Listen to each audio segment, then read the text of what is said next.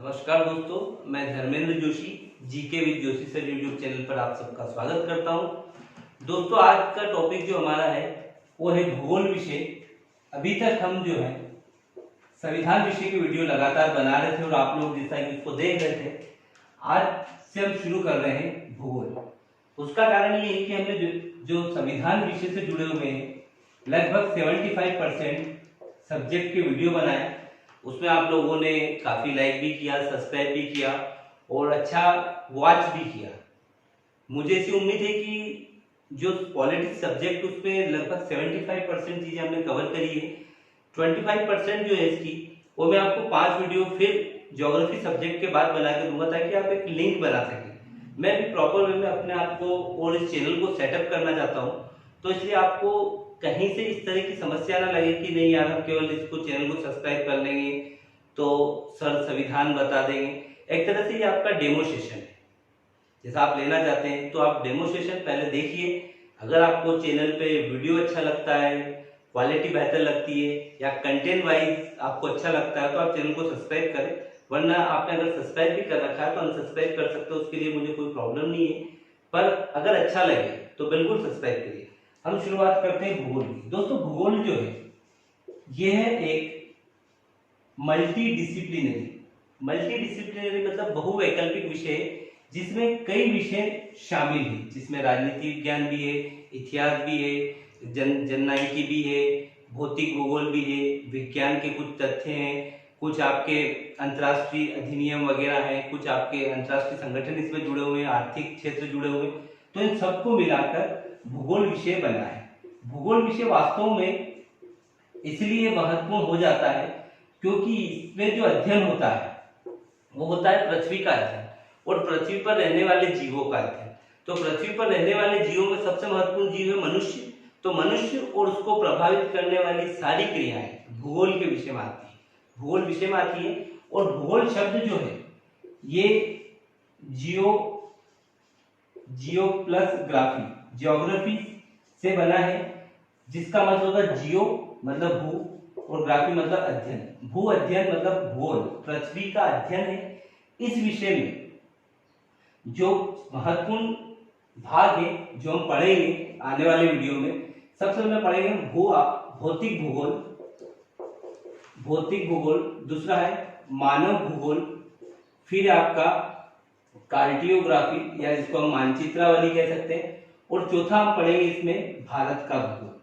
इसके अलावा मैं कुछ आपको पर्यावरण भूगोल के, कुछ आपको बस्ती भूगोल के और इससे जुड़े हुए विश्व का आर्थिक भूगोल इससे भी हम पढ़ेंगे। पर इसको जब हम बाकी टॉपिक को पढ़ेंगे तो हम कॉन्टिनेंट वाइज पढ़ेंगे। जैसे एशिया के बारे में पढ़ेंगे तो एशिया के लगभग संपूर्ण देश, यूरोप के बारे में पढ़ेंगे तो यूरोप के संपूर्ण देश, उनकी आर्थिक गतिविधियां, कौन कौन से कारक है, क्या नदियां हैं, सारा मतलब महाद्वीपों के माध्यम से हम इसको कवर कर लेंगे विश्व के आर्थिक भूगोल को। और फिर भारत का भूगोल पढ़ेंगे, इसको प्रॉपर वे में पढ़ेंगे क्योंकि हमारी जो भी एग्जाम होती है उसमें लगभग अगर ज्योग्राफी का 10 क्वेश्चन है 60% जो वेटेज है वो भारत के भूगोल का होता है। तो सबसे पहले हम बात कर रहे हैं भौतिक भूगोल की। दोस्तों, भौतिक भूगोल जो है एक सबसे महत्वपूर्ण ये है। भूगोल विषय के जनक कौन है? पहला एक मैं पॉइंट बता देता हूं तो आपको, हिकेटियस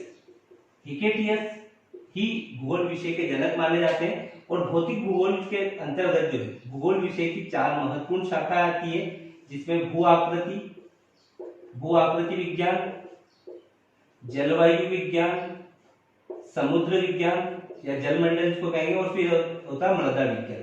ये 4 पार्ट है जिसमें हम महत्वपूर्ण रूप से 1, 2 एंड 3 वाले पार्ट पढ़ेंगे। और मृदा के जो संस्तर होते हैं, जो लेयर होती है, उसके बारे में हम जानकारी लेंगे, किस प्रकार की मृदा का निर्माण होता है। और ये जो टॉपिक है आपके, ये मध्य प्रदेश या एमपीपीएससी मेंस के लिए इंपॉर्टेंट टॉपिक में से एक टॉपिक माने जाते हैं। तो सबसे पहले बात करते हैं भू आकृति भूगोल की। इसके अलावा दोस्तों एक और चीज जो आपके मन में उठ रही होगी उसको बताना है, मैं थोड़ा सा व्यवस्थित वे में बताता हूं कि आपको सौरमंडल और ब्रह्मांड यूनिवर्स, इसके बारे में भी आपको पृथक से मैं वीडियो दूंगा। पर ये वीडियो जब हम बनाएंगे तो इसको हम साइंस के साथ मैच करेंगे ताकि इसकी कुछ साइंटिफिक टर्म्स है उसको भी यूज कर सके और वैज्ञानिक तौर पे इनको प्रस्तुत कर सके। तो भू आकृति भूगोल में सबसे पहले हम बात करते हैं पृथ्वी की भौतिक संरचना या वास्तव में पृथ्वी की भू संरचना, आंतरिक संरचना कैसी।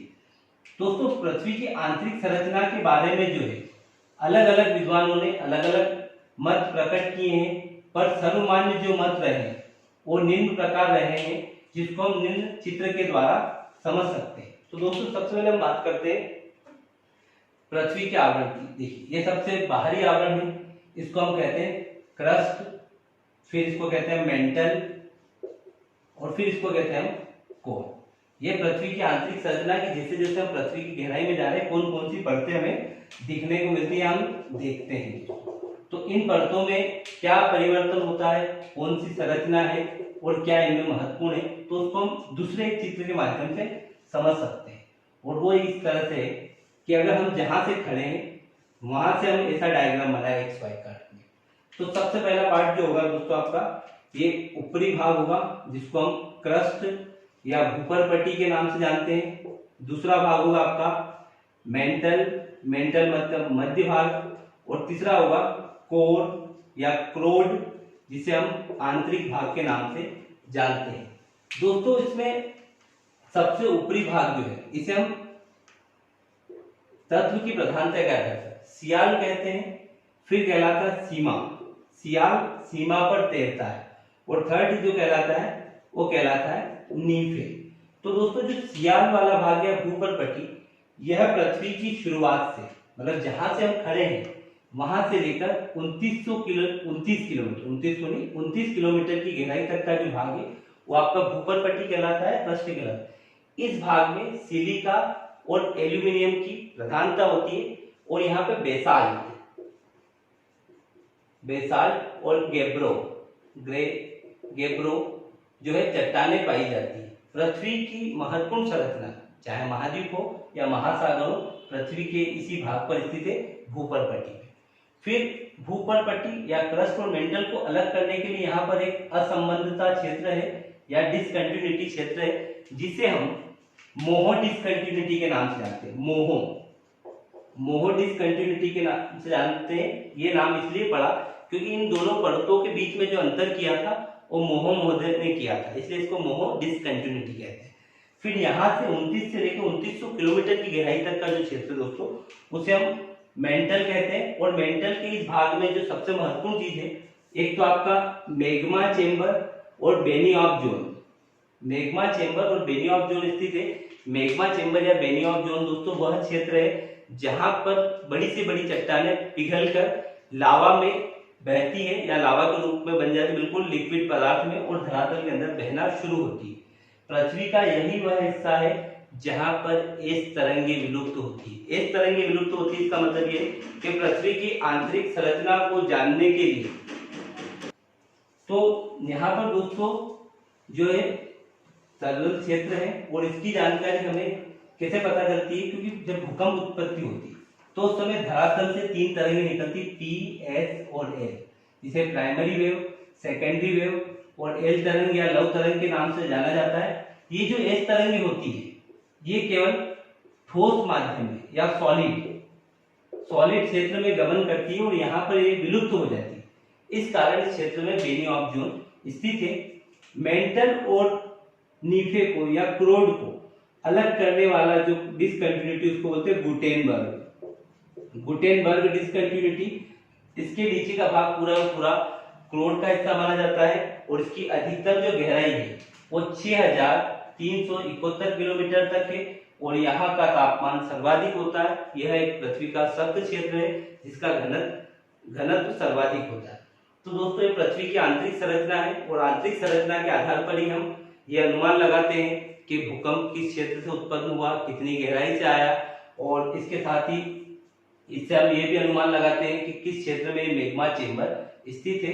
अब बात करते हैं कि पृथ्वी की आंतरिक संरचना का मानव जीवन पर क्या प्रभाव पड़ता है। तो इससे जुड़ा एक साइंस का क्वेश्चन आता है कि ठंड के दिनों में हैंडपंप का पानी से नहाना गर्म क्यों लगता है। तो उसका एक कंसेप्ट मैं आपको बताता हूँ कि प्रत्येक 32 मीटर की गहराई में अगर हम जाए तो 1 डिग्री सेल्सियस टेम्परेचर बढ़ जाता है, और अगर हैंडपंप की बात करें तो लगभग ये 400 फीट की गहराई पे होता है, जो लगभग आपका 4 मतलब 100 मीटर के आसपास होता है, तो 3 से 4 डिग्री सेल्सियस टेम्परेचर बढ़ा हुआ रहता है।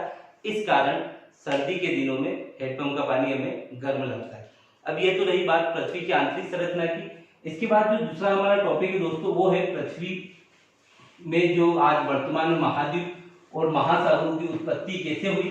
तो सबसे महत्वपूर्ण यह है कि पहला सिद्धांत जिसने महाद्वीप एवं महासागरों की उत्पत्ति की व्याख्या की है वो है अल्फ्रेड वेगनर के द्वारा दिया गया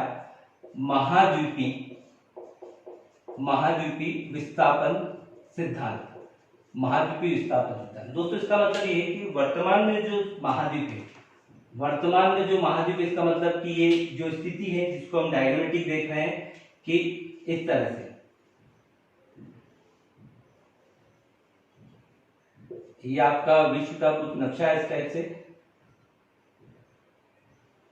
इसमें ये वर्तमान समय में इस तरह से कुछ विश्व के देश हैं या महाद्वीप है जिनको हम बना रहे हैं।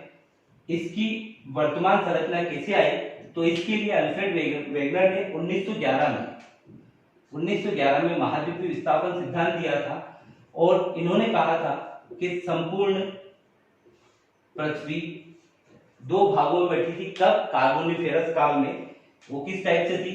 इन्होंने कहा कि पृथ्वी का जो जलीय भाग था उसको इन्होंने पेंथाल्सा कहा और स्थलीय भाग को इन्होंने कहा पेंजिया। तो ये जलीय भाग जो था इसे इन्होंने कहा पेंथाल्सा और स्थलीय भाग को इन्होंने कहा पेंजिया। तो दोस्तों इन्होंने बताया कि पेंजिया 2 भागों में विभक्त था। इसका उत्तरी भाग जो था वो था अंगारा लेक और दक्षिणी भाग जो था वो था गोंडवाना लेक। इनके अनुसार कार्बोनिफेरस काल के बाद महाद्वीपों में विस्थापन हुआ, टूटने शुरू हुए और जिस कारण धीरे धीरे वर्तमान यह इस स्थिति में आए। इनके सिद्धांत की जो है व्याख्या के लिए इन्होंने 2 महत्वपूर्ण उदाहरण दिए थे। एक था एमू पक्षी जो उत्तरी ध्रुव प्रदेश में पक्षी और दूसरा जिग्सा फीट। तो एमू पक्षी जो है ये उत्तरी ध्रुव प्रदेश में मिलते हैं और न्यूजीलैंड में मिलते हैं। दूसरा जिग्सा फीट का इन्होंने कहा कि जो आपका दक्षिण अमेरिका महाद्वीप है और अफ्रीका महाद्वीप है, अगर इन दोनों को पास में लाके जोड़ा जाए तो ये लगभग 32 किलोमीटर की दूरी को छोड़ के बाकी आपस में पूरे फिट हो जाते हैं। तो इनके सिद्धांत को ये एक व्यापक बल मिलने वाली चीज थी। साथ में इन्होंने जो कहा कि सूर्य चंद्रमा की आकर्षण शक्ति के कारण महाद्वीपों में विस्थापन हुआ, जिसे आगे जाके वैज्ञानिकों ने नकार दिया है, भूगोलवेत्ताओं ने नकार दिया कि सूर्य और चंद्रमा की आकर्षण शक्ति इतनी ज्यादा शक्तिशाली या पावरफुल नहीं हो सकती को महाद्वीपों को अलग कर सके। इसके अलावा अपने को यह भी ध्यान रखना कि प्राचीनतम गोंडवाना भूमि में जो है दक्षिण महाद्वीप शामिल है और भारत जो है वो प्राचीनतम गोंडवाना भूमि का हिस्सा है। इसके बाद दोस्तों अगला जो सिद्धांत आया वो आया हैरी हेस महोदय के द्वारा और हैरी हेस महोदय ने कहा कि समुद्र तल प्रसार हुआ।